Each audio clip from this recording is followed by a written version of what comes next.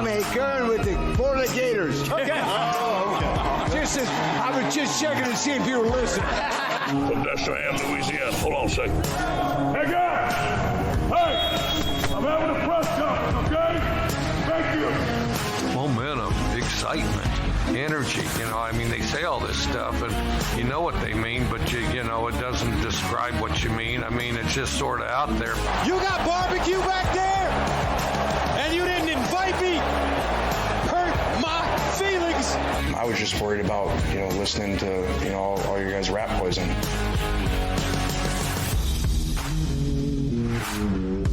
Welcome to Sideline Judgment. Here are your hosts, Sergio and Tyler.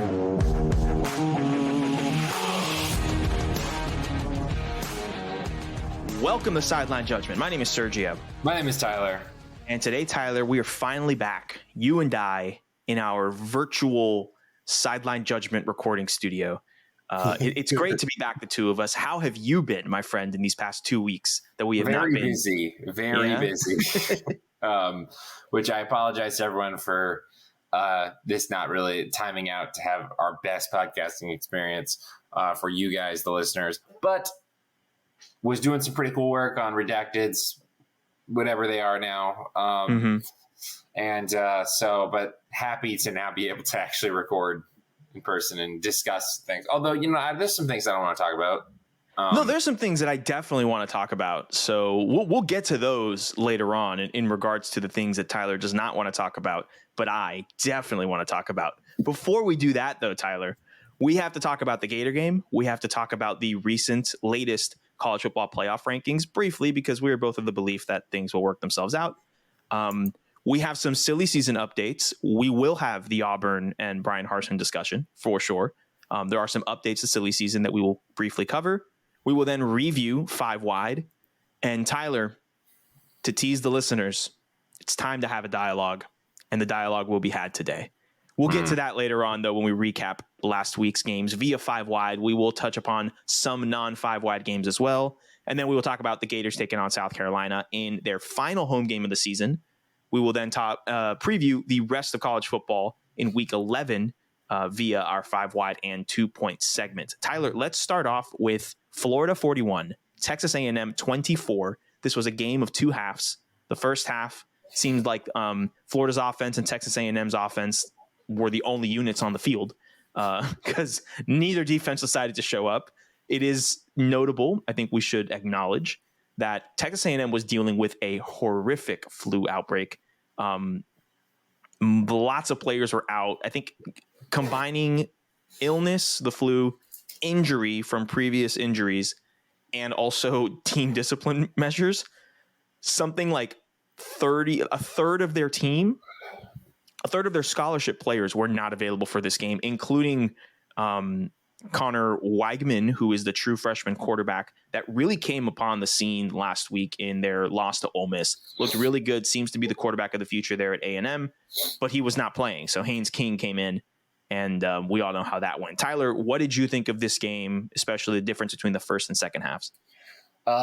Whatever happened at halftime, that just needs to happen for the rest of the season because the team looked completely different in the second half.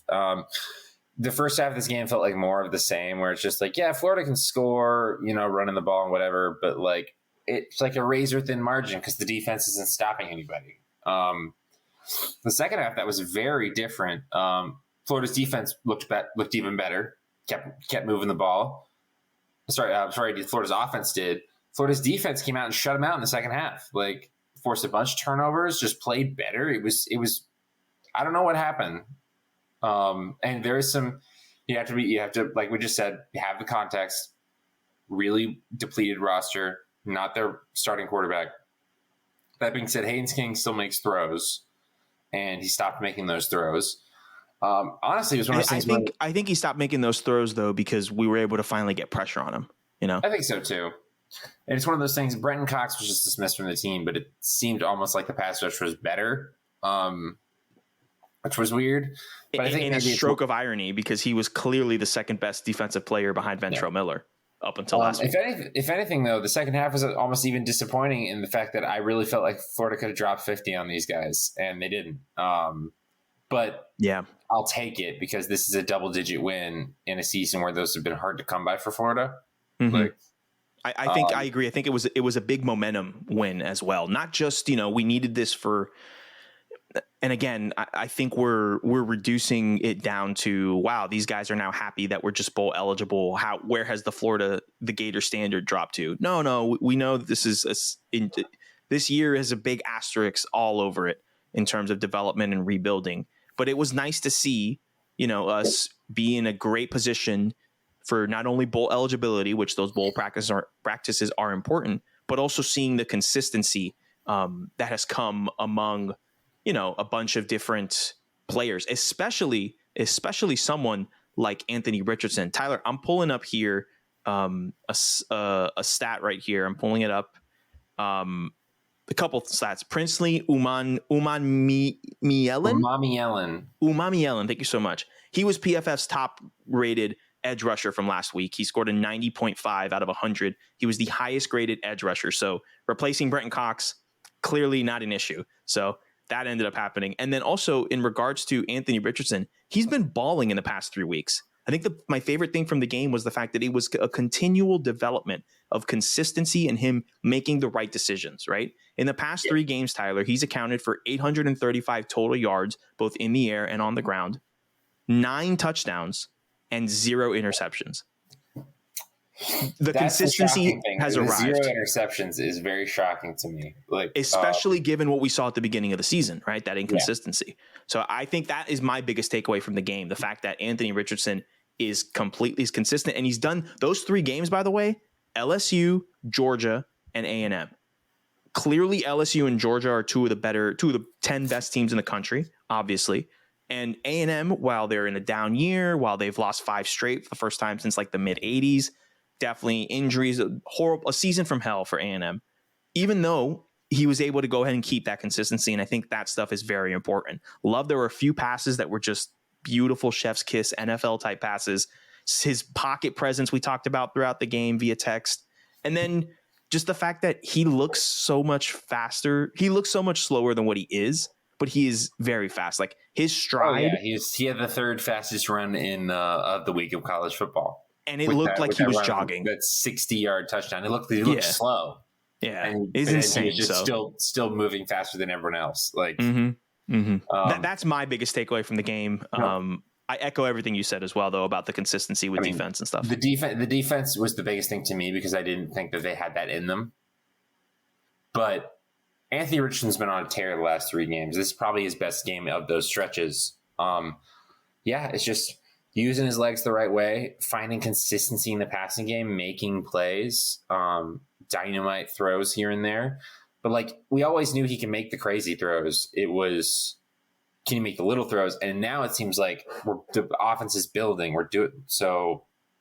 This is a good win for Florida, and not so much that the opponent was crazy hard, but that what Florida showed is very promising for the development that they're going on. Absolutely. Completely agree. Let's talk a little more Florida later on in the episode when we preview the South Carolina game. For now, let's move over to the college football playoff rankings. They have been updated. Lots of movement at the top. The top 4, Tyler, we have Georgia, Ohio State, Michigan, and TCU in that order. All 4 of those programs are 9-0. And we have Tennessee at 5, 8-1, and Oregon at 6, sitting at 8-1. Coincidentally, Tennessee and Oregon, both of their losses, each of their losses came to Georgia. Oregon's in week 1, neutral site that I think many Ducks fans would rather not talk about. And Tennessee, obviously, last week, which we'll talk about that game in our 5-wide recap. Most notably, Tyler, the highest ranked 2-loss team is LSU, sitting at number 7-2. And you have Alabama dropping to 7-2 at number 9, and Clemson dropping, they are 8-1 to number 10. Any thoughts about the rankings overall? Oh, before I do that, a group of 5 teams in here. Tulane is sitting at 17, ranked at 8-1, and UCF at 22 with a 7-2 record. Florida State, Kentucky, and Washington round out the top 25 in that order. Tyler, what are your thoughts about the college football playoff rankings, and what are you looking for in this next week with them? I I'm happy TCU got ranked at number 4. I honestly didn't expect it. I didn't expect them to do that. Yeah, I'm pretty good with the top 10. I mean, everyone who needed to drop dropped. Nobody seems to be too high for. I mean, like, people could argue that based off the results of the Tennessee game, they should be lower, but also you still can't take away the rest of their season. Yeah. I also think. Go ahead. Just in regards to that Tennessee lost. While it looked like a blowout and while it felt like a blowout, it wasn't a blowout. I think people are overvaluing the word blowout. A blowout is when Oregon loses by over 40 points and doesn't score a touchdown. That's a blowout. At the very least, Tennessee could have. It was a 14-point game. It was a 14-point game. Like, and you couldn't turn the game off at the beginning of the fourth quarter because with Tennessee's, the way their offense has been explosive all season, you didn't know when they can score 14 points in a 3-minute span. You never knew that. So I think that it's the right decision to put Tennessee over Oregon. They do share the same equal loss, so it makes sense. But I think what it shows is how much the committee is valuing Oregon in terms of the turnaround that they've had, how much the committee is valuing LSU, given their situation and their 2 losses, and the fact that USC is sitting at 8 and Alabama sitting at 9. It's one of those things where they make the top 6 and then they do everything else to justify the top 6. Because as we said, the only one that really matters is the last one. So, putting those other teams in there kind of makes it look better. And I think that's what they're doing. I think we're shaping up for, the SEC champion, which we can chalk up as Georgia for now. So Georgia is the SEC champion. Ohio State is the Big Ten champion. If TCU can take care of business, they're showing them they will be in there. So let's go ahead and pencil in TCU. If they keep it together. And then there's really the opportunity for an Oregon team, if they run the table, to win the Pac-12. Tennessee to sneak in there if Oregon drops, if LSU drops or looks kind of horrible against Georgia. We got a lot of options here, different ways to go. So it's definitely going to play itself out. I will say my only thing is that I think Clemson, Ole Miss and what's the other? Ole Miss and UCLA honestly would even be deserving of being ranked above Clemson, just because Clemson has not really had the toughest schedule. I'm sorry, who over Clemson, do you think? Ole Miss and UCLA, the teams right beneath it. Right below them? Yeah, okay. Or at least I think UCLA is being kind of undervalued, in my opinion. I can agree with that. I don't really feel any type of way about this. I'm not going to get worked up about it because it still feels appropriate. They're all in the same range, Yeah. And one loss teams that haven't looked crazy impressive. UCLA is the one that I think has looked the most impressive at any stretch.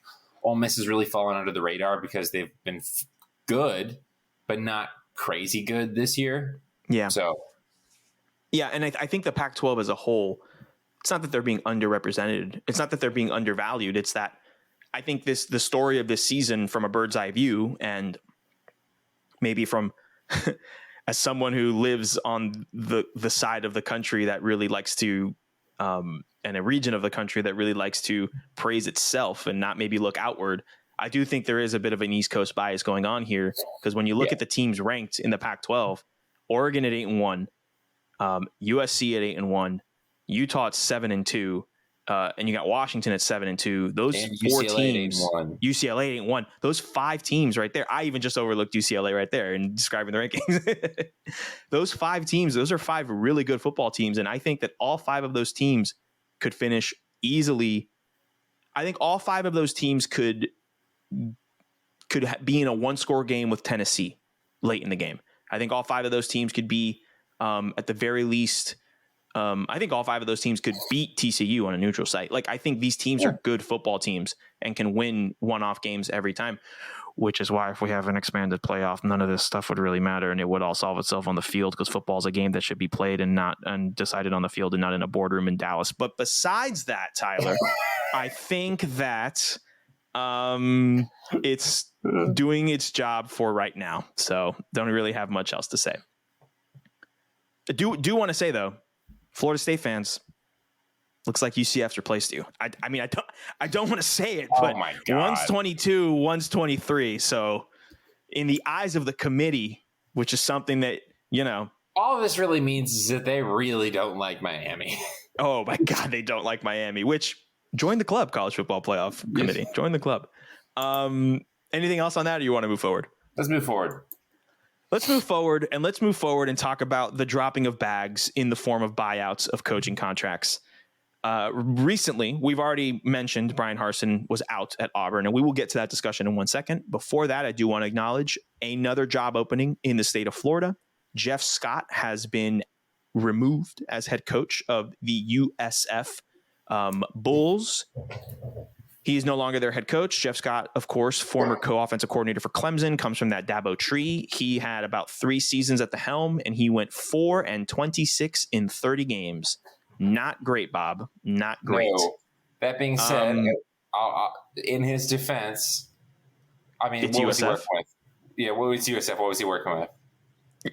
I don't blame you, dude. I don't blame you. And it's kind of ironic that now, as he has been ousted, this is the closest and the furthest along that we have been in the USF developing an on-campus stadium conversation. This is the furthest we've been, the most serious it has been taken.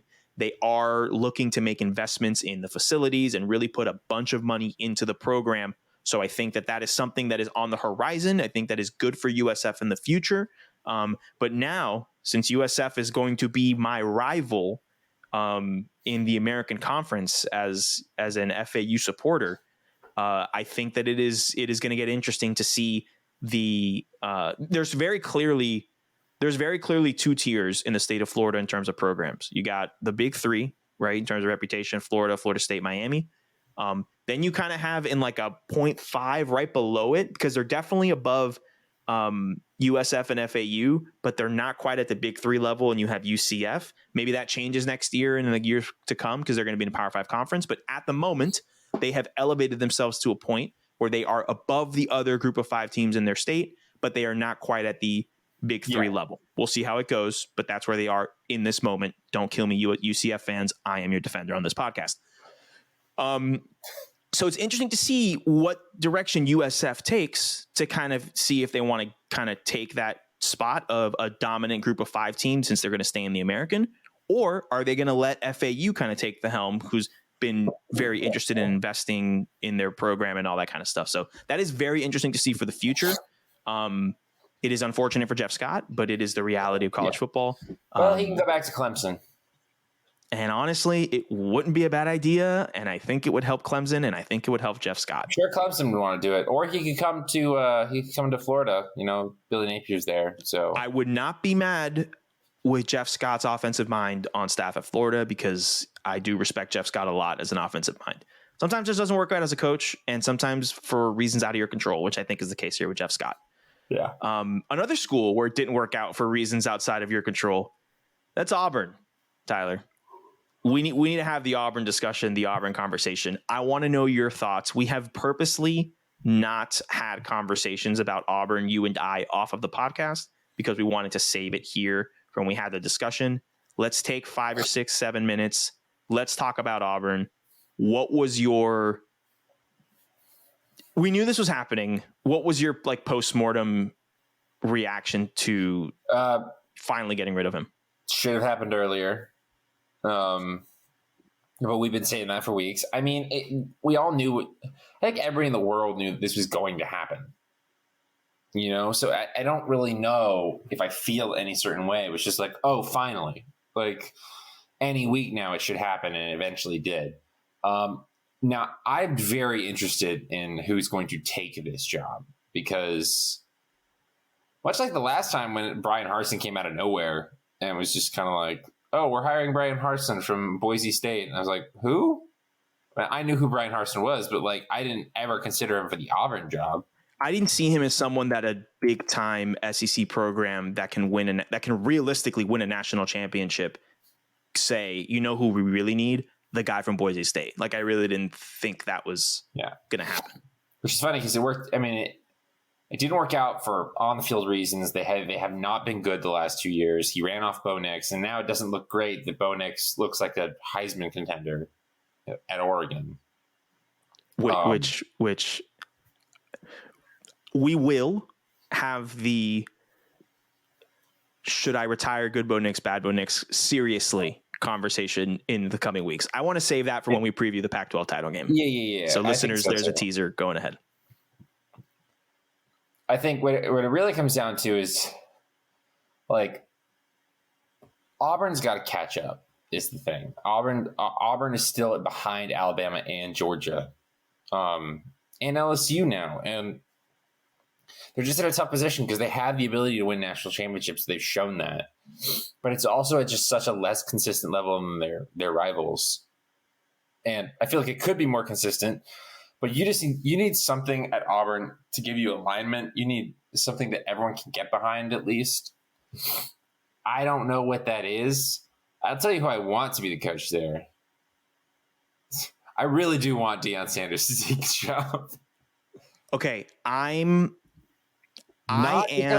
not because I think that it is the best choice, but because I want to see the Aflac Bowl.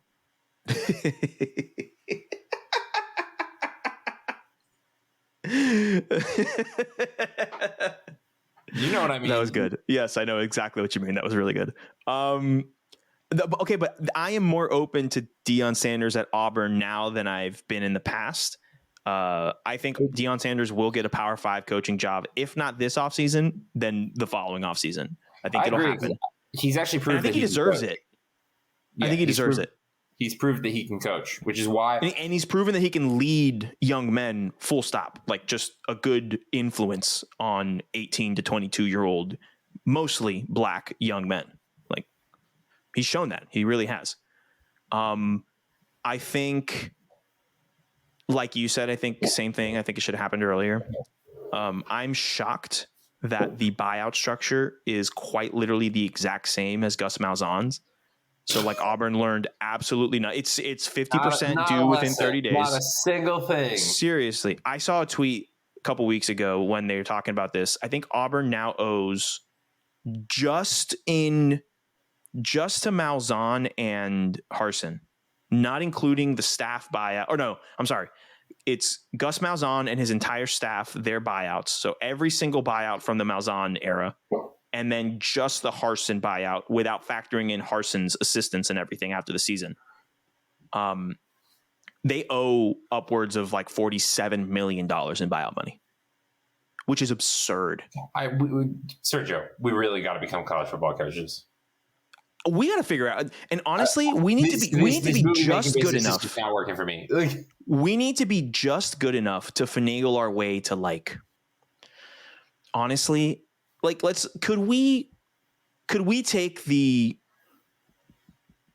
Indiana job? Like, could we get to the Indiana job? Could we get to the Illinois? No, because Brett Bielema really's got them cooking right now. But you know what I mean? Could we get to like a lower tier Power 5 job? Yeah, I don't got to be an SEC head football coach. No. Listen, the SEC money is untouched. I'll go coach in North Texas. For 2 years, and then I don't need a $23 million buyout. I just need a $3 million buyout. That's all I need. That's life-changing money. $3 million. We split it 1.5 each. It's over.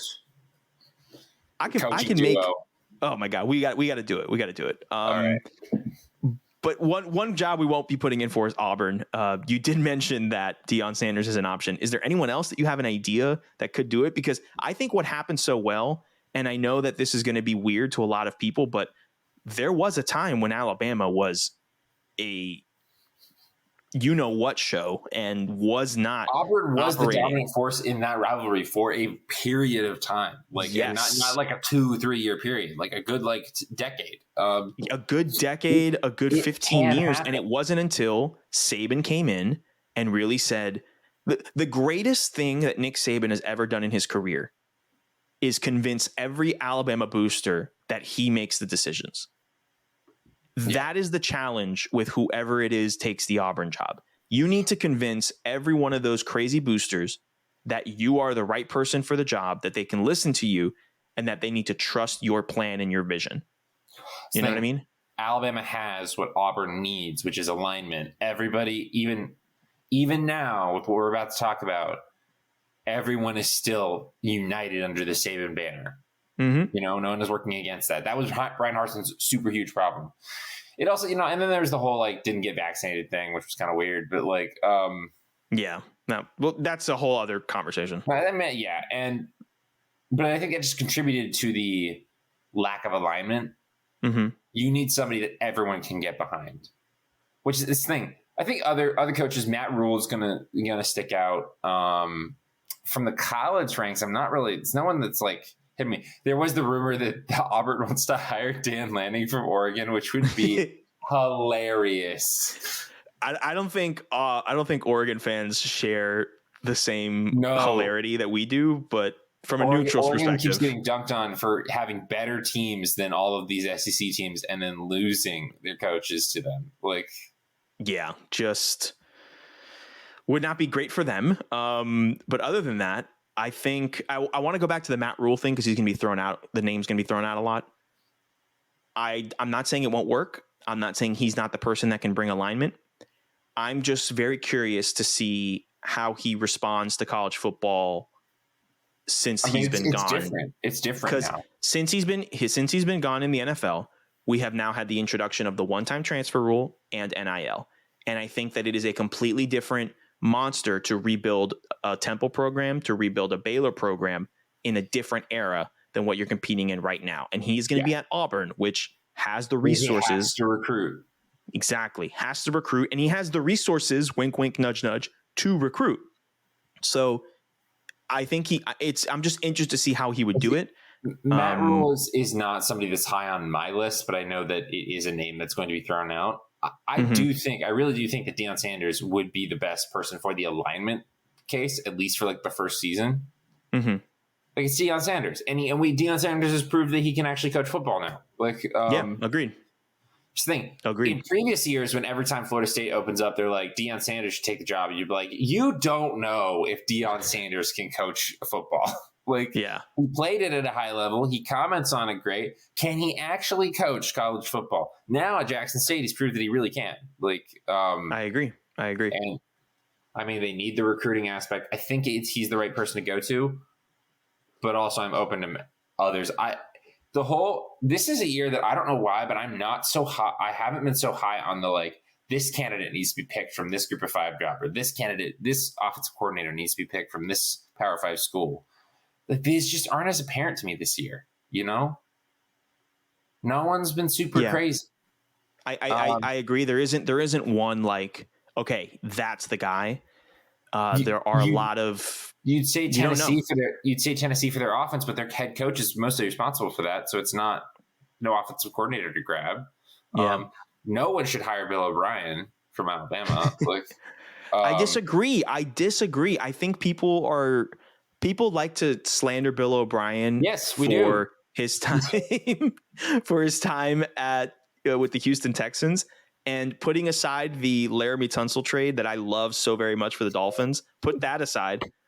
The issue with him was never coaching college football. The issue was when he took over the general manager decisions. And I think that he can do that at a collegiate level. I don't think he's built to be an NFL GM and coach ball. He's a darn good ball coach. And I think that he can run a program well, as he showed in the aftermath of Jerry Sandusky stuff at Penn State. He can steady a ship with a big name program. I think that has been proven. I do not think Bill O'Brien is this savior. I do not think he's the next Saban. I do not think that he's going to be this incredible person, incredible coach. But I do think that he will be able to bring some stability. I don't think it is an out of this world horrible hire. I think people like to harp on him because he was a horrible GM, and that you should definitely harp on him because he was a horrible GM. But it's a different job. It's a different set of responsibilities. So I'm not defending Bill O'Brien like that, but I kind of am because I think people lump everything together when we need to realize that they're separate things that he does, All right. Don't get mad at me because I'm giving you reason. I don't want to hear it. I don't like Bill O'Brien, right? He beat my team too many times. I don't want to hear it. I know. I'm sorry that you'll feel the same way when the NFL community comes around in 3 years being like, maybe Adam Gase, has turned it around. Where's Adam Gase, Tyler? No. Answer the question. Where's Adam Gase? What's he doing right now? What's he doing? Which high school prep team? He's watching two different screens of football with his eyes going two different directions. Which high school prep team is he the offensive coordinator for right now? Yeah, go ahead. Look it up. Do you know the answer to this question? I do know the answer to this question. He's coaching high school football as an offensive coordinator somewhere. I'm not even joking. High school. There it is. I totally did just look that up, though. Told you. Anyway, can't believe you slandered like that. Anything else you want to say about the Brian Harsin? We have another big conversation coming up. Do you have anything else you want to talk about Brian Harsin and the Auburn situation? No, I mean, I'm just very interested to see. There's not this clear candidate, I think, this year in coaching. There's just not. There's, like I said, no crazy Group of 5 team head coach. No, like all the good Group of 5. The two best Group of 5 teams are Tulane, which is Billy Fritz, which I don't think he's going anywhere, and Gus Malzahn. Yeah, Gus Malzahn's not going anywhere because they got him locked in. Luke Fickell might be a dark horse just because they're not that good this year, but Luke Fickell's done really great stuff. But I don't know if Luke Fickell's going to leave the state of Ohio. That's the same reason I don't think Gus Malzahn's leaving Orlando. I think these guys understand that they are now coming into these young projects at a big time. They're back in the Power 5, you know. I mean, or Gus is back in the Power 5. Cincinnati's going to the Big 12. So why would they leave us sitting? Have a Big 12 job without needing to change anything? Exactly. And clearly your program that you have built is further along than the one that's hiring you, because if they wasn't, they wouldn't be hiring you because they would still have their coach. Anyway, it's time to move forward, Tyler, with 5 wide from last week. Let's recap this. And we'll go quickly, and then we'll go quickly, and then we will come back and have the dialogue we need to have. How about that? So we can just get the information out of the way. That's good. The former number one, whatever. Tennessee 13, Georgia 27. I get the points here. I picked Georgia. This game, like we said, wasn't a blowout, but it kind of felt that way because Georgia was very explosive from the start. Absolutely. But, with Tennessee's offense, 14-point win is not the most comfortable thing in the world. No, exactly. And credit, I can't believe I'm about to say this, credit to the Georgia fans for giving a great atmosphere in Athens. I hope I never have to experience the Athens atmosphere, because the only time I would go would be for a Florida game, and that game deserves to stay in Jacksonville until the end of time. Yeah, I never want to go to that stadium. Don't ever want to go. Your hedges suck. They need watering. Next game. Alabama. Just a petty Florida fan. Alabama 31, LSU 32 in overtime. Neither one of us get the points here. We both picked Alabama. LSU wins. In dismissive fashion, too. We are not going to talk about this game. This is the dialogue. We will come back to this. Texas 34, Kansas State 27. Neither of us get the points. We both picked Kansas State. Credit to Kansas State, though, for the comeback. Yes. Second half. Excellent second half. Texas was controlling this game. Yes, they were. And then Kansas State came in and they held Texas to 3 points in the second half. It came in the fourth quarter. Kansas scored 17 unanswered at one point to make this a game. Unfortunately, they did not come out with a win. But I do think that this proves my theory of Texas next year is going to look really, really good. We've seen them lose road. We saw them lose a lot of road Big 12 games. And then all of a sudden, they started to slowly win them. And now they're winning them again, and they're kind of keeping up. They're making those small changes and growth. I would be very optimistic for next season if I was a Texas fan. That's what I'm going to say. So, anything about this game, or you want to move forward? Let's move forward. Cool. Clemson 14, Notre Dame 35. I get the points because I picked Notre Dame. Tyler picked Clemson.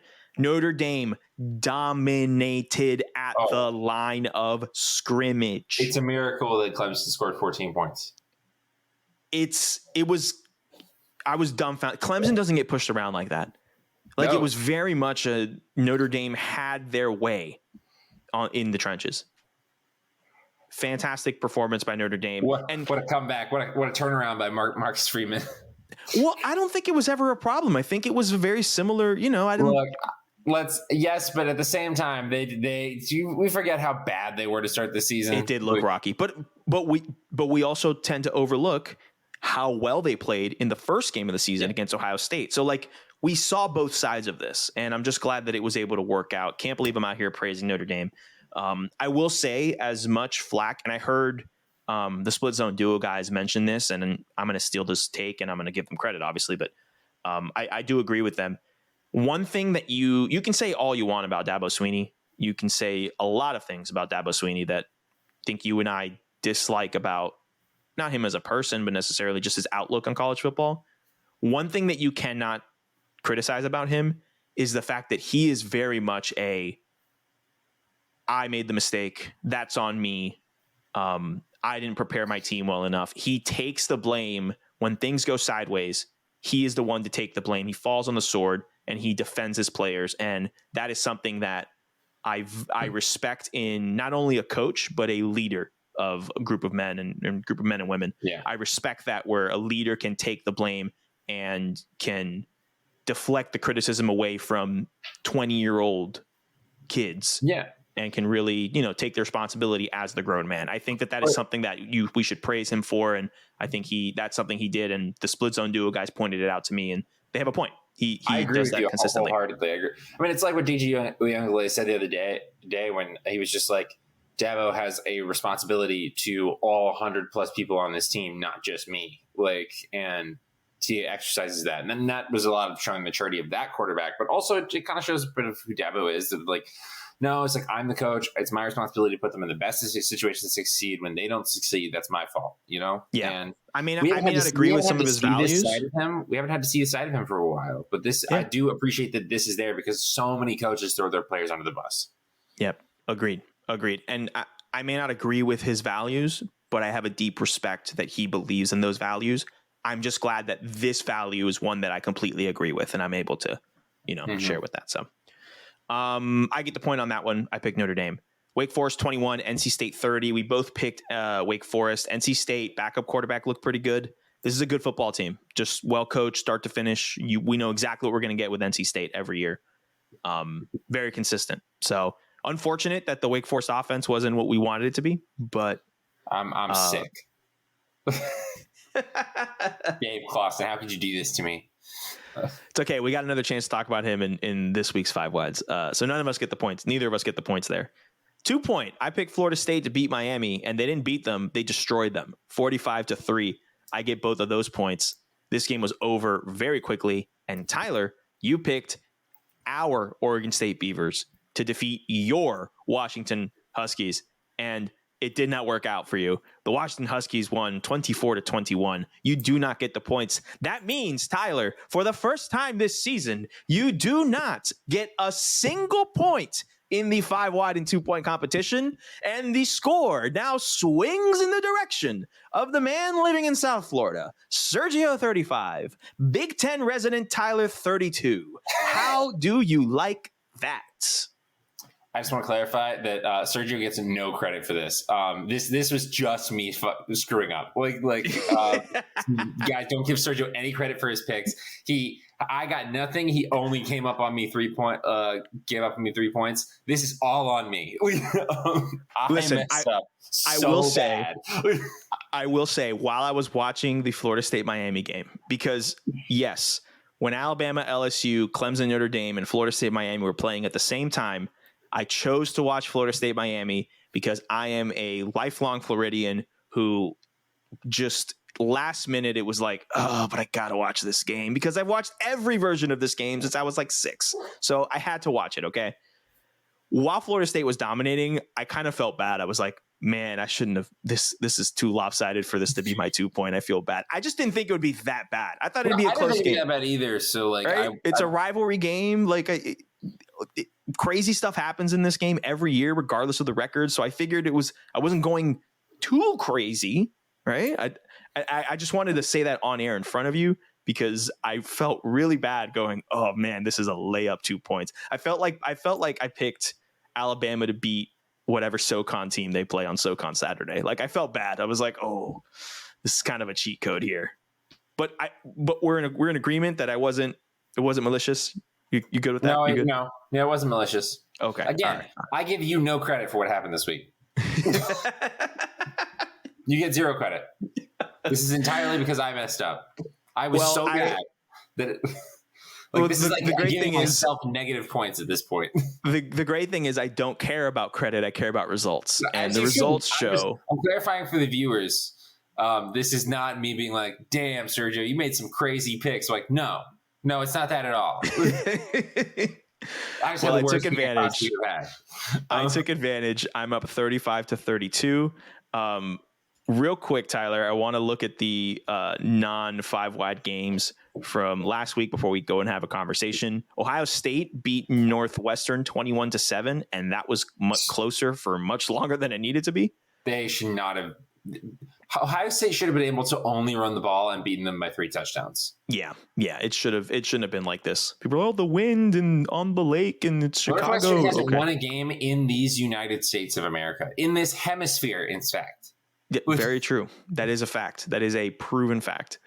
We also got TCU pulling it out against Texas Tech 34-24. They just keep winning games like this, man. Doesn't matter the opponent. They have close games, and it's fun to watch when it's a good team, and it's a little bit worrisome when it's not as good of a team. But it is an interesting thing with TCU and with the Big 12 in general, though, because I believe that the Big 12 has probably the best middle of any conference. Mm-hmm. Yep.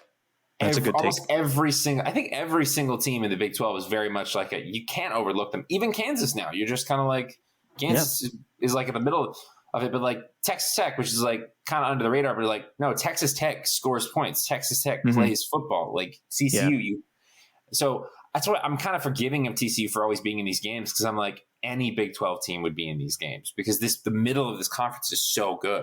But TCU keeps winning is the thing. This is the easiest conference, in my opinion, to slip up in. Right. And they haven't slipped up yet. Yeah, no, I agree with you. I think that's a good take. I think another team that has kind of been caught about to slip up but hasn't slipped up to inferior competition is USC, who beat Cal 41-35. It's another one, close game. Their only losses to Utah, and I won't fret them to lose to Utah. I think Utah's a good football team. But they've made a habit of close games against teams they should beat. Yes, it's year one, all that stuff, but still. Other games around: UNC 31, Virginia 28. That was a little bit of a scare. Kansas 37, Oklahoma State 16. Your bowl eligible Kansas Jayhawks. Beautiful sight to see. What else? I'm looking here. UCF beat Memphis 35-28. That is important because I am setting up conversation for later, because Tulane beat Tulsa 27-13. Both of those wins very important in the American. And then I think that's it in terms of non-5 wide games. Yeah. All right, cool. Let's have the conversation, Tyler. We're going back to that Alabama game. Yeah. The dialogue I want to have to you, I'm going to give you 2 options, and I want you to tell me which one you think is A, more realistic, and B, which one you believe more, because I think that can be different, right? You believing one is more realistic. Is Nick Saban slipping, or do they just not have Jalen Waddle and Devontae Smith and Jerry Jeudy and Henry Ruggs and those elite wide receivers that they've had for the past 4 or 5 years? I mean, I think it's both. Like both. Okay, so you think not only is it the wide receiver issue, but you think Nick Saban is slipping? I think he's slipping because they don't have those wide receivers. Like, it's okay. Like, it is insane that Alabama has gone on this run of dominant NFL level wide receivers. The wide receivers they have now, 5 stars. They're some of the best in the country, but they're not those guys, you know? But here, it's that thing where it's like, yeah, Nick Saban is slipping because that was their identity. He was so good at recruiting those guys. He got all of them. And like, so yes, on the standards of what a mortal coach should be able to do, it would not be considered slipping to like have some regression. But this is Nick Saban. Nick Saban seems to be coming from, I'm the greatest there will ever be at this sport, to I'm still the best there is right now, and I'm still the GOAT. But I mean, this is like 2 times in the last 3 years that he's lost 2 games in the regular season. That had not happened since I mean, that had happened forever. AJ McCarron was the last time he lost 2 games in a season, period. And that wasn't in the regular season either. So it's like the Mac Jones, like Tua got injured Mac Jones year. And then there was this year. And I don't know. It's interesting because like so much of Alabama's identity has now become like we just have NFL stars at wide receiver. And they don't have that right now. So, I mean, yeah, that's the more realistic answer, but I think that does show that Nick Saban is slipping only in so fact that not slipping as in becoming bad, slipping as in becoming mortal. Like, right. And do you think mortal in terms of the recruiting trail? Because that's really where he was able to kind of carve out his lane, right? Just elite recruiter getting the best talent. I think it's interesting because in a time where they may arguably have their best quarterback since they've made the switch to this offensive type system, I think Bryce Young is insane in just the things that he does, and he is keeping them in these football games that they've lost. He is keeping them in every single crazy game. Part. Like, right. Like you never think of Alabama being dependent on the quarterback to do it. It's always the quarterback is good, but he is a clog in the system. He's not the reason why it's happening. So now that we don't have these wide receivers, Mac Jones got drafted in the first round based off this principle. Literally. Absolutely. Just because Devontae Smith was the best wide receiver in college football. That was why Mac Jones, like anybody could have been throwing to him. And that's the criticism with Tua, with Tyreek and Waddle and all that stuff. But that's for another conversation. But I can see where that mentality comes. One thing about Alabama that I think we talked about after they lost to Tennessee was that Saban was able to kind of reinvigorate himself in different ways, right? Like the 3 stages of Bama, right? I just don't know what's next, you know? Like I can't see it. I mentioned my concern a few weeks ago, but now it's like proof of, okay, like I don't know where it's going to go. And also I think a big thing is this Bama team is just not as disciplined as it's been in the past. That's where the slipping comes in my opinion. I don't know why that is because it shows you Billy Napier's doing it with the Gators. Like we're way more disciplined than we were last year and just in general. And I don't think having more talent means you have to be less disciplined. Georgia's an extremely disciplined team. Ohio State is an extremely disciplined team. Alabama, for so long, with so much talent, was an extremely disciplined team. I don't know because I'm not going to blame it on the players because it seems like they can overcome this. Now, maybe I've said this before. Every college football team is a collection of 100 different 18 to 22-year-old young men. It is almost impossible. It's frankly a miracle people get 800 of those people to align in the same direction. Maybe this is just a weird concoction of this group, but it's hard for me to sit here and be like, yes, Nick Saban, the constant over the last 10 years, who has always had a disciplined Bama team, then it's the kids that are the reason this time that it's not that way. I'm like, okay, something's changed. Like, I don't know what is happening, but this is the era of undisciplined Bama so far. It is. And listen, it could be a 1-year drop and then they come back next season. If there's anyone that I have faith in turning it around quickly, it's Nick Saban, but it is a different landscape. So we'll be interested to see. I am officially wrapping up this conversation.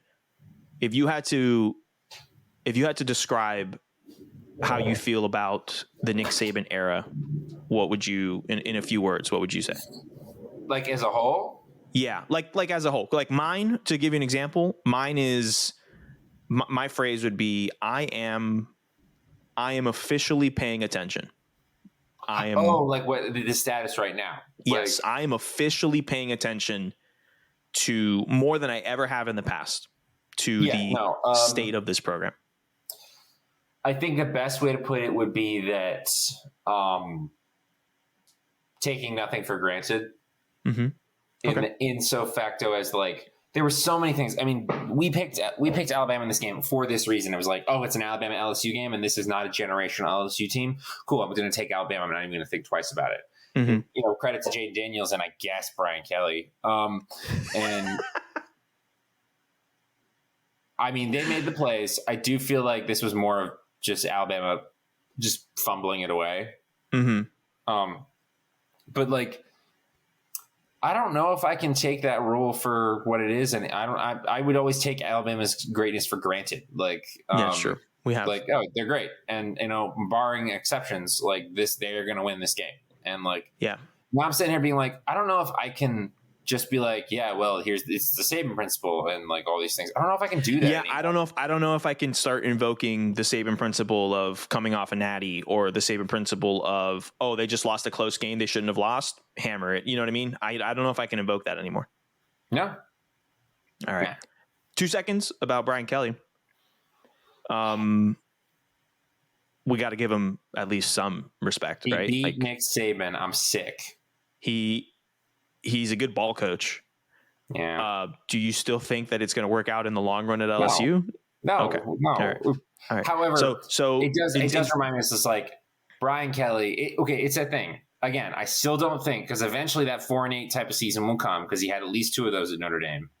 Can Brian Kelly survive that? In my opinion, I highly doubt it, because he does not have the goodwill enough to do that. Because this is the problem with Brian Kelly, is that he is such a jerk, and he is one of those coaches that just throws his players under the bus.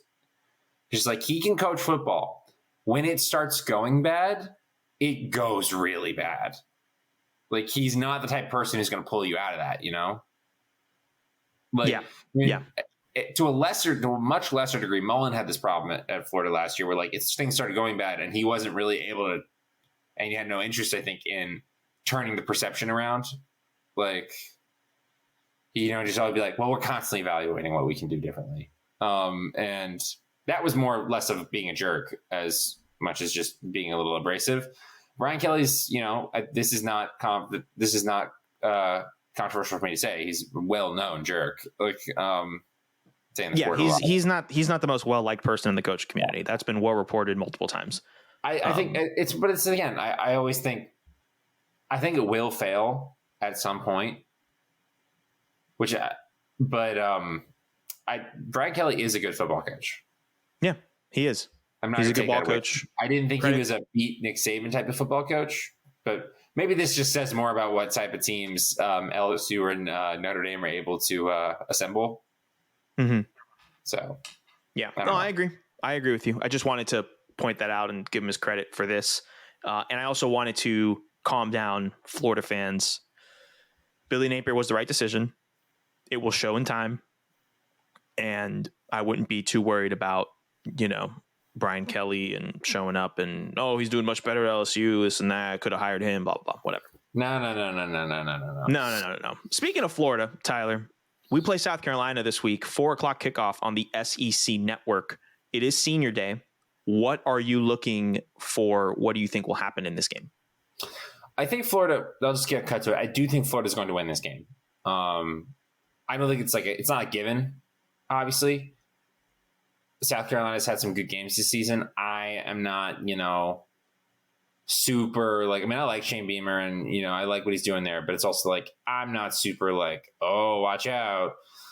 What I really want to see is I want to see Anthony Richardson stay on this path. I want to see development from what we just, because the second half of this past game, Texas A&M game, was one of the best halves of football Florida's played all year on both sides of the football. Let's keep that momentum going. Anthony Richardson is on a streak. Let's keep that going. I don't feel like South Carolina is going to be the team to break him, but we'll see. Defensively, it's the big thing because Spencer Rattler.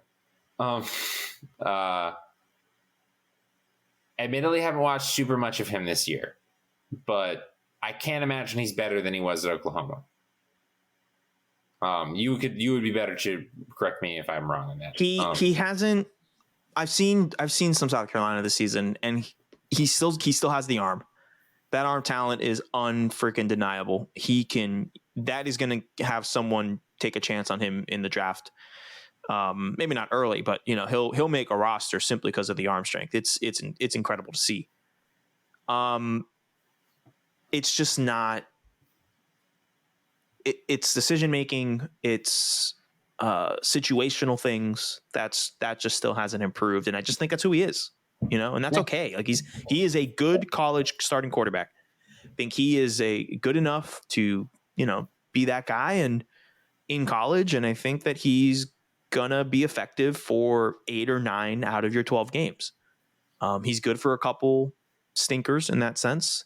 I think the interesting thing to watch out here is, can the Gators get pressure to him, right? Because we showed previously, when we can pressure the quarterback, we can have them make mistakes, right? Stetson Bennett made some mistakes when we pressured him in the Georgia game. We could not get pressure on Jaden Daniels, which is a large part as to why he was able to dominate so much. We got the pressure to Haynes King in the second half. All those things, so can we do it? I think we can. Yeah, I think we can. It's just a matter of, we'll see. Keeping them off balance, keeping the South Carolina offense off of schedule. Like Florida does. I mean, all defenses do best when they can do that. But get the pressure offensively. Just keep balance. Balance has been the key this season, and honestly, with kind of more skewing towards the run. But now Anthony Richardson looks like he's playing excellent. So balance, keep a lot of balance, and let's just stay healthy. All of our big games have mostly already happened, but I still just want to see this team stay healthy. But this is an interesting part because South Carolina, Vanderbilt. What's the other team? South Carolina, Vanderbilt, Florida State. I thought there was another team in between them, but just we have 3 games left. We have 3 games left. I thought we had 4. These 3 games all very winnable. Yep.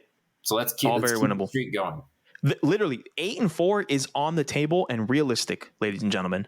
Yes. And again, if you talk, and you texted me this when I texted you that on Saturday, with something that we had said at the beginning of the season. If we go 8-4, this is great.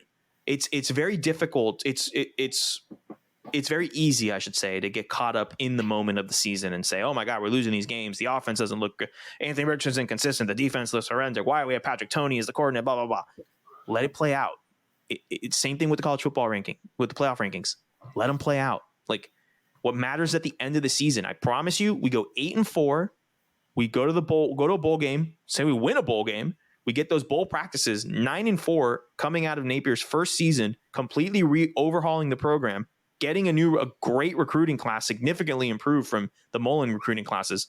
We're in good shape, guys. We're good shape going forward. And the important part is, hopefully Anthony Richardson stays an extra year. I just think for his own personal development, I think he can. Yeah. Well, with grow. NIL, I think the good thing is we have NIL now. So that's true.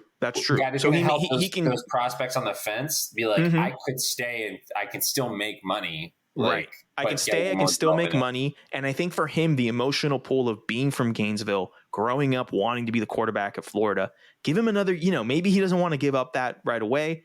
Again, if he's going to be projected to be a top 5 pick, you can't really argue with that.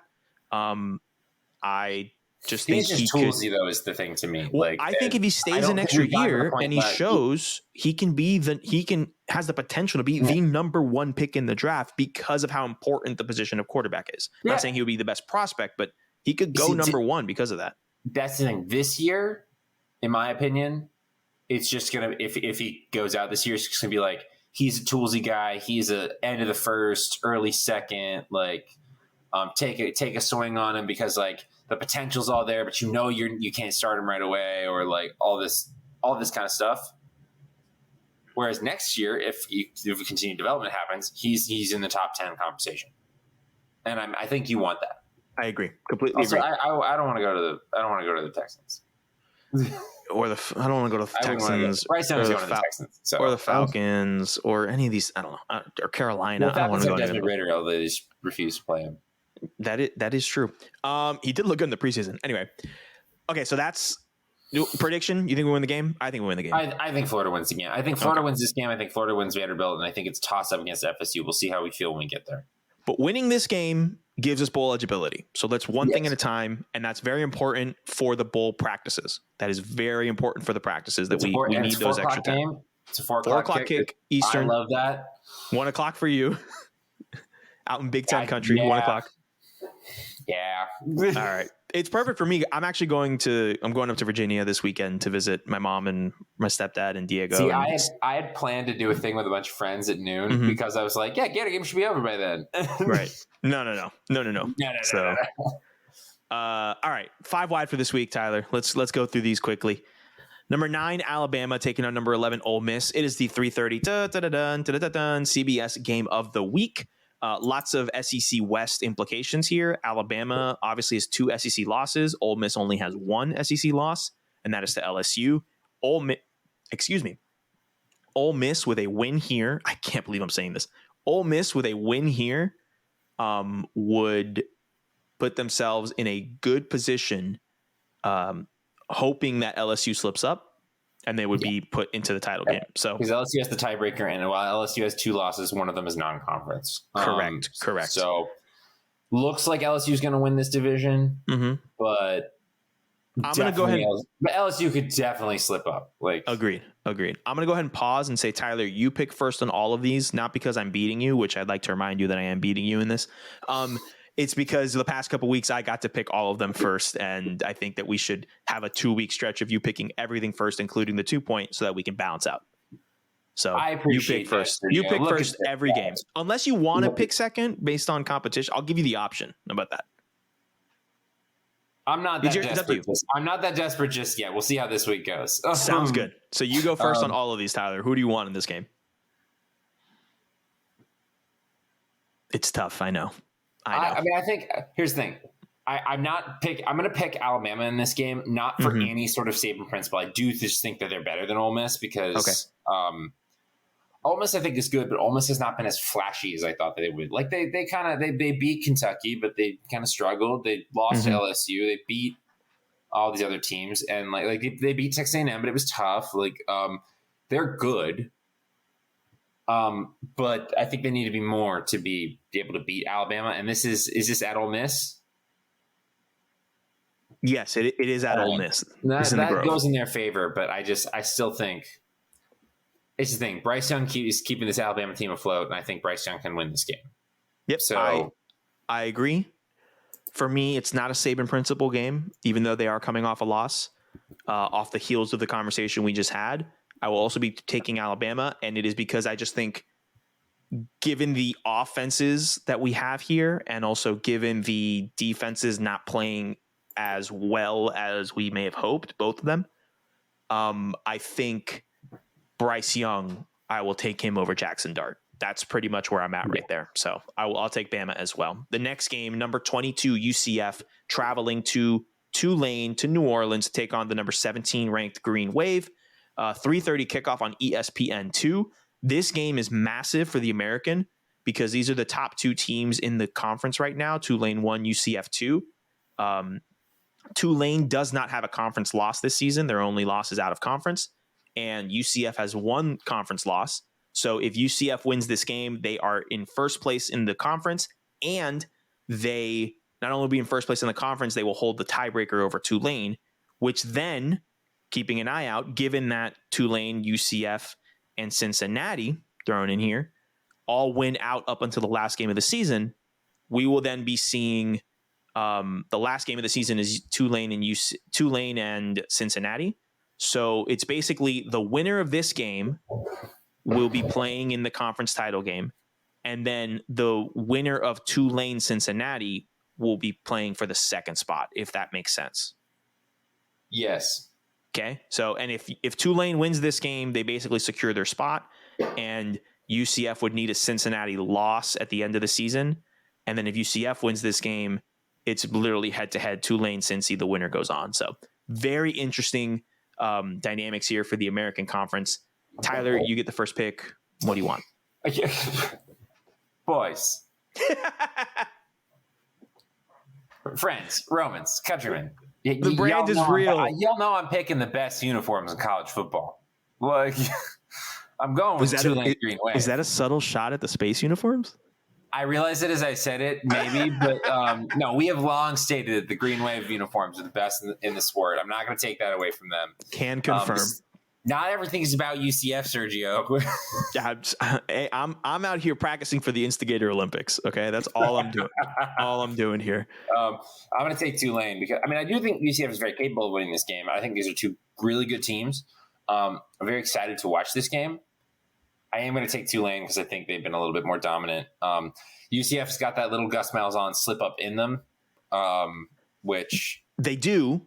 But I will also argue That's happened twice already this season. Cool. And I told all of my UCF fans when Gus Malzahn was hired, I looked at them in the eye sockets and I said, 2 games a year, you will lose and you will go, I have absolutely zero idea how that happened. That is the Gus Malzahn tax. That is the Gus Malzahn effect. You're going to win all those other games. But it's already happened twice. Their 2 losses this year are, I cannot believe they lost those football games. ECU on the road and Louisville on the road. They're a better team at home than they are on the road. That is unquestioned. I just think that given the magnitude of the game, I think their slip up is out of them. And Mikey Keene played quarterback last week. I don't know the status of John Rice Plumlee. I think he played a little bit last week. But really, Mikey Keene was the one that got the touches. And I have been saying from the get-go, Mikey Keene is the better quarterback, needs to be playing for UCF. And I think that he's going to get the run out there. He's took over the Cincinnati game for the second half after John Rice Plumlee went out with a bad concussion or head injury. We don't know. I will be taking UCF. This is a branding pick. This is a belief pick. You know the rules. That's what it is. You know how it is. Moving forward, I will say though, Tulane, best uniforms in college football, hands down. Hands down. We've been long proponents of this. Number 4, TCU taking on number 18, Texas. 7:30 kickoff on ABC. Tyler, who do you have? Okay, so we just talked about how Big 12 is the conference where a slip up is most likely. TCU has been flirting with that, but also I don't think it's a testament of TCU being bad. I just think that all these teams are also pretty good. Texas is going to be tough because this year, from what I've seen, is that this is the year where Quinn Ewers is really just there to make the defense honest so Bijan Robinson can take over. Next year is going to be the air show where Quinn Ewers needs to come into his own. But this is the year where Bijan Robinson is really the catalyst for the offense. That's interesting to me. I'm going to go on a little bit of hypothetical here, but I think TCU scores. TCU, that's what they do. They score football, they throw it. So I don't know. I think Texas is going to have to throw the football a lot in this game. Bijan Robinson can make a touchdown run out of anywhere on the field, but you're still going to need to throw the ball. They were in a similar situation against Oklahoma State. Quinn Ewers did not play well in that game. I think I'm going to take TCU because I want Hypno Toe to be in the playoff. I want it so bad. All just full bias. I really do want this to happen. I would love that to happen as well. I just think for the sake of being contrarian, I think Texas plays better at home than they do on the road in similar fashion to UCF. And I think that TCU's it's been a lot of coming up short. It's been a lot of last minute win, this and that, whatever. And they're playing well, but I love what you said about the Texas offense. They throw to keep you honest so that Bijan Robinson can go ahead and take care of business. I think this is a big Bijan Robinson game. This is a we're going to have some draft Twitter is going to be going, oh man, Bijan Robinson in the second round is going to be incredible. One of those types of takes. Y'all keep Bijan Robinson. I'm looking at Quentin Johnston over there on the wide receiver at TCU. Now, does my NFL football team have a dynamite running back? Maybe. So I'm not really, interested in Bijan Robinson at the moment. I really need a wide receiver. I get you. It's okay. You got Calvin Ridley coming in next year. Anyway, next year, I will take Texas, and I also think that this is another step in the Texas is going to be much better next year pathway. Primetime night game on ABC. I believe Herbie and Fowler are calling this game. And so I think this is going to be one of those big time moments that Texas kind of shows up and they say, listen, it may not be this year, but next year, watch out. We coming. Number 25, Washington taking on number 6, Oregon, 7:00 kickoff on Fox Eastern, 4:00 kickoff local. Tyler, who do you want? I know that they're my Washington Huskies, but Oregon has been real good. So I got to take Oregon. Put me down next to you. I don't want to have the Oregon conversation right now because we're we were running long. I texted you this out of the blue the other day. I was just like, I can't believe Bo Nix is going to win the Heisman. And I was only half kidding. Unsolicited random text message. I can't believe Bo Nix is winning the Heisman. Just, you really know what to text me to get me going. You know exactly what I need to hear to just go in on a take. I love it. That's friendship, ladies and gentlemen. He knows. Yeah, we're going to have the Oregon conversation another time. Just shelf that. Want to have it. Number 15, North Carolina taking on Wake Forest. They are unranked. 7:30 kickoff on ESPN2. Tyler, who I think it's important to note here, North Carolina, 1 loss on the season. Probably in the driver's seat for the conference, for the ACC. I could legitimately see them as ACC champions with 1 loss. I don't know if they make the playoff in that scenario, just given their resume and the teams that the committee seems to like over them. And the fact that they're ranked 15 right now shows that they really think that a lot of things need to happen for them to kind of crawl up there. But I could see them finishing the 1-loss ACC champion, maybe 6 or 7 in the final college football playoff ranking, and then coming down here and winning an Orange Bowl. Like, I could clearly see that being, and that's a great season in my opinion. In the cards. And that's a great season. So they have to get past Wake Forest though. 7:30 kick ESPN2. Who do you want? Dave Clawson betrayed me. So we got to take UNC, but also the real reason is that Drake May is good. This is a fact. Like, this is not principle yet, but it is a fact. Drake May is good, and he's been playing really well for them. He's what we all wanted Sam Howell to be. I was about to say, I am not ready to give him the moniker of future insert the blank quarterback. I'm not ready for that either. But it's looking like I might have to do that this offseason. Looks better than Sam Howell. Depends how the season ends. Looking good. Have you seen, by the way, the side note, the Alabama message board post that's been circulating on Twitter? There's an Alabama message board person that was like, the sky's falling. Nick Saban is cooked. I speak for all Bama fans when I say we want him out. We need to get someone in young. We need to get someone in next year. Young coach, offensive identity, can get some wide receivers in here. And Drake May, come home, come transfer to Alabama. You were committed here once and you turned your back, but we will welcome you with open arms. Just going in. I was like, oh, weird. It's funny because, listen, ladies and gentlemen, I have never experienced Bama Twitter in shambles.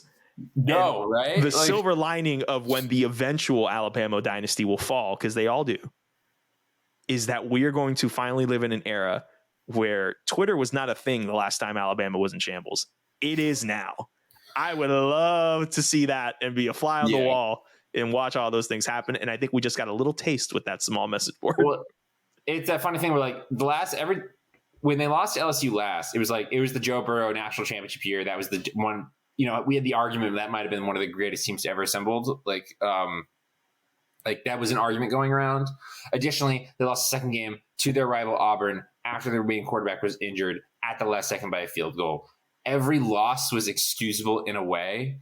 This year, it'd be like, nah, man. Like, I mean, the Tennessee loss is excusable in the fact that Tennessee's really good. Also, Bama should not lose to Tennessee, but that's not going to help them at all. But the LSU loss would be like, nah, man, you guys just got your butt.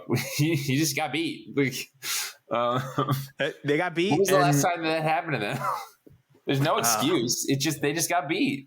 They just got beat, and it is what it is. But I'm excited to live in that world. Yeah.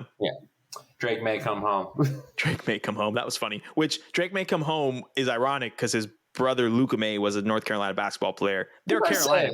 He is home. What's it, Luke May? That's home, crazy. I will also take North Carolina. Put me next to you right there, so that way I can enjoy in that. Recapping 5 wide real quick. Bama Ole Miss 3:30. CBS game of the week. We both have Alabama.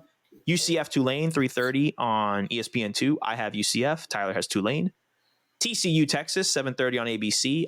Tyler has TCU. I have Texas. I just realized I'm going to be in Virginia with my brother, and I will be actively rooting for Texas in front of him. Yikes. It's okay. We're going to watch the UFC fight that night, so I'm hoping to get in his good graces with that. So that'll be fun. Just kind of distract him. Yeah.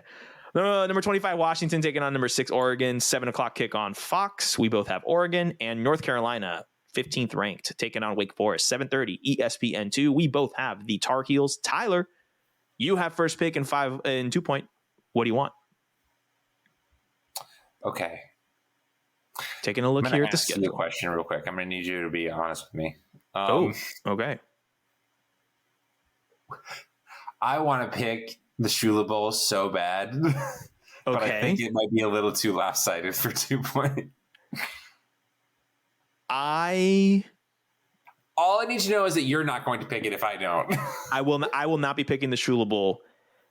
I will not be picking the Shula Bowl. I feel like I'd be dirty if I did, just because like it doesn't seem like it's even going to be close this year. Like, so number one, it doesn't seem like it's going to be close. Number two, conflicted feelings about the Shula Bowl this year, because kind of don't want Willie Taggart to coach FAU. No, that's weird. And I know that and I know that a loss to FIU this season would be the final, would be the hammer to do it. But also the Shula Bowl is now moving. This is the last Shula Bowl for the next 2 seasons, because with the conference changes, with the conference change, we won't play next year. We will play the year after that. Like, it'll reestablish itself, but it's just, there's going to be a gap year. I didn't realize that FAU and FIU have the same record. They're both 4-5. You didn't have to say that out loud.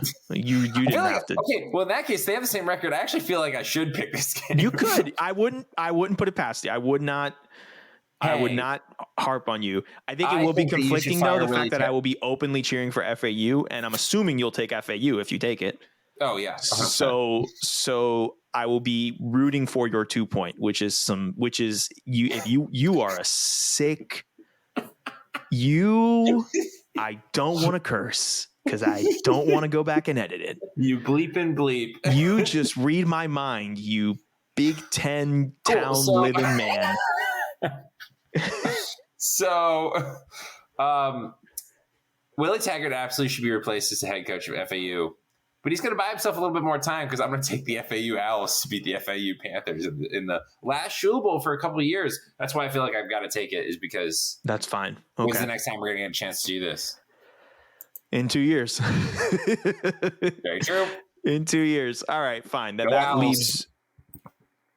leaves me. Hoot hoot. Hoot hoot. Go Owls. That was for you. It's his birthday on Sunday. Oh, yes, it is his birthday Sunday. Well, it's a catch-22. FAU is going to beat their rival, but he still has to deal with Willie Taggart, so it's not fully. The best thing is if you win and then also fire Willie Taggart. Happy birthday, Raul. Here's both. All right, let's look at some games. You know what? I'll give you some suggestions. Go ahead and give me some games you think. Wisconsin, Iowa looks like a good one. Texas A&M, Auburn. Texas A&M, Auburn. Those are the 2 that I was thinking of. I was like, I don't know if I feel comfortable being behind and staking my claim on Texas A&M, Auburn. I'm looking at Arizona State, Washington State. That's a good one. Iowa State, Oklahoma State looks decent. Oh. App State, Marshall. Oklahoma State needs to get back on track. They do. App State, Marshall looks good. Kansas State, Baylor looks interesting. I don't think it's enough for a 2 point. Arizona's been playing well lately. Did Baylor just beat Oklahoma? Yes, they did last week. I think, Tyler, I might have to stay with the theme of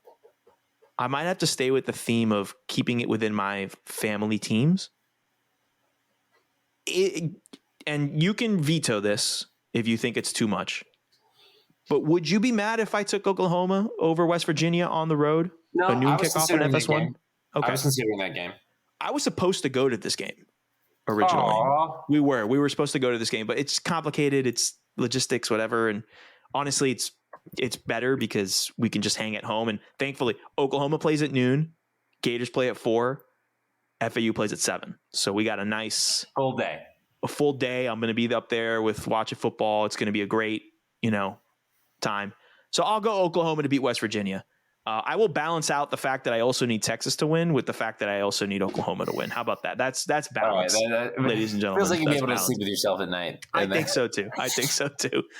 Tyler, that's it for this episode. I know we went long, but we had a couple of topics that we had to go into. We had 2 weeks. This is 2 straight episodes of the weird episode structure. So hoping this works out. This will be up very quickly. This will be up Thursday late afternoon if you're listening to it. So just know we recorded that this morning, got it out, try to get it out quickly. Had a lot of conversations. Anything you want to say before we sign off, Tyler? It's coming to an end, man. There's only a couple more weeks of the season. It's sad. Yes. Not yet. It's not ending yet, but I know, but it's on the horizon and I'm behind and that's my own fault. So I've been in the lead all season. I gotta take it back. The game is 4 quarters, Tyler. You got to remember that. The game is 4 quarters. Got to hold on to the lead the whole time. I feel like at some point this weekend, I'm going to regret not picking the Texas A&M Auburn game at some point. Because I'll be able to convince myself. Because I'm sitting here being like, I don't know who I would pick because I think Auburn. But then again, Texas A&M has lost so many games. And I feel like that's going to swing back the other way. So whatever happens in the game, I'm already telling myself this now. Whatever happens in that game, I will convince myself that would have been what I would have picked. Nice. I can't wait for the text on late Saturday going, I should have taken whatever. Which in that game, A&M's got 6 losses. They lose that game, they are confirmed a losing season and not make a bowl. By the way, can we talk about how Greg McElroy said it wasn't him. It was Robert Griffin III said on the broadcast at the end. It was just like, just hold on, A&M fans. Jimbo's building something here. And I'm like, it's year 5. This is the worst that they've looked. He has rinsed and repeated a recruiting cycle. Guys, come on. But for everyone's sake, you should be hoping that they do not fire Jimbo Fisher because your gas prices will go up if they fire Jimbo Fisher. I was telling people in California out here that were like getting into college football. It's just like it's fun to make fun of Texas A&M, but you want to actively hope that they don't get fired. Yes, you want Jimbo to keep his job. Yes, gas prices are already high enough out here. Correct. Anyway, all right, Tyler, that's it. That is it for this episode. We'll be back next week. We'll be talking about what happened in week 11. We will then preview what happens in week 12. If there are some more silly season updates, we will update with that.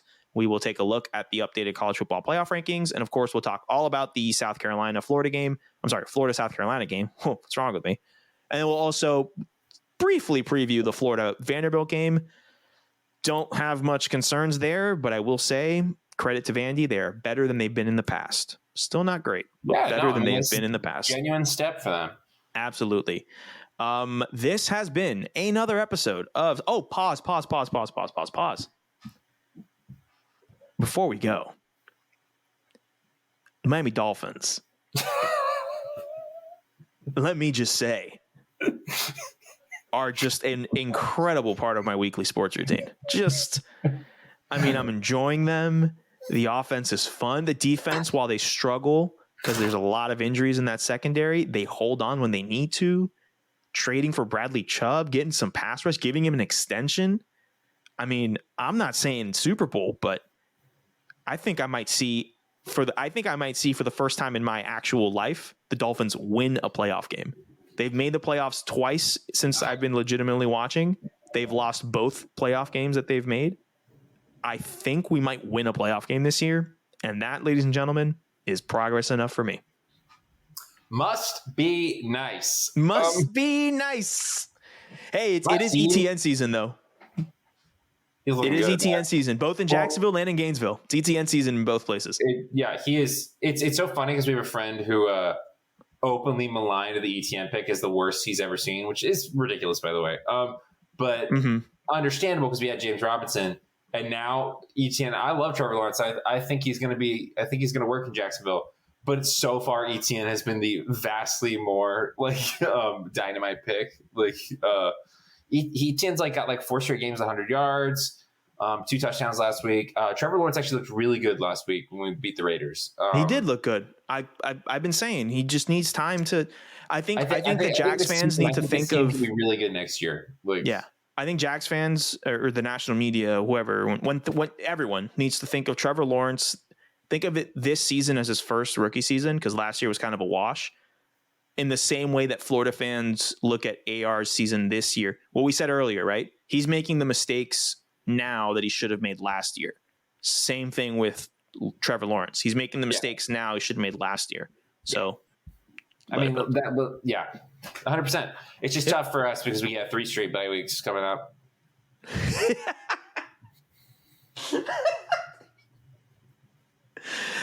And the line for the Chiefs game is Chiefs minus 9.5. With all that being said, this is another episode. I'm not even thinking about that. I am terrified of the Ravens.